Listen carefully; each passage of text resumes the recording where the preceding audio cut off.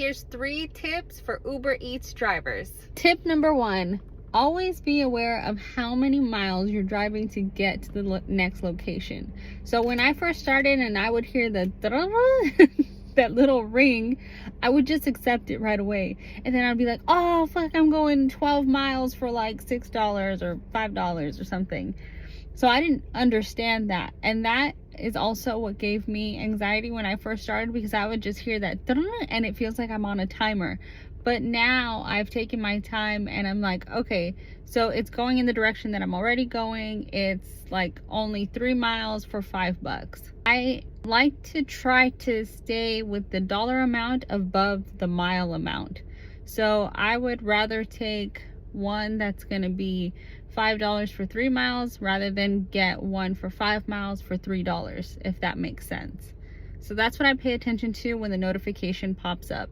Tip number 2, just always try to save with gas, because when I first started, I was driving everywhere and my gas was getting expensive to the point where it was almost me just like equaling out, pretty much. Like the amount of money that I was making from working was almost the amount of money that I was putting for gas.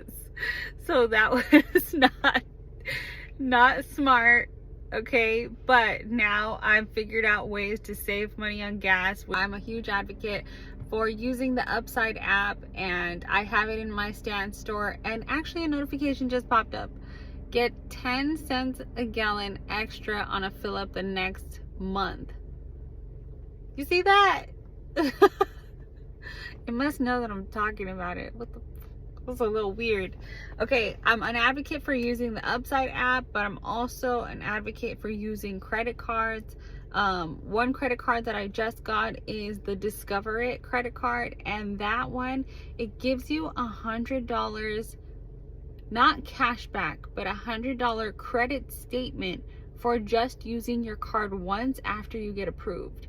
So if you're interested in getting a credit card, I do have the Discover It linked in my stand store.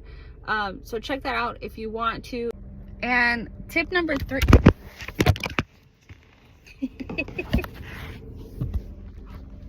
Tip number 3. So step number 3 is I've learned that there are patterns with Uber Eats orders. So the first week of the month is usually super busy for me. I don't know if that's payday for everybody, but first week I'm doing great. The second week it starts slowing down. The third week it brings back up, and the fourth week and back down again. Also, Fridays are the most pop-in days for me, especially in the mornings. That's when I make like 70, 80, sometimes $90 before 10 a.m. And that, because I'm getting like $15, $16, $20 orders. A lot of people buy alcohol, and those are the more expensive orders. So I've noticed that there's patterns, so you just got to pay attention to, okay, usually on Fridays I'm busy, so I'll go out that day for sure.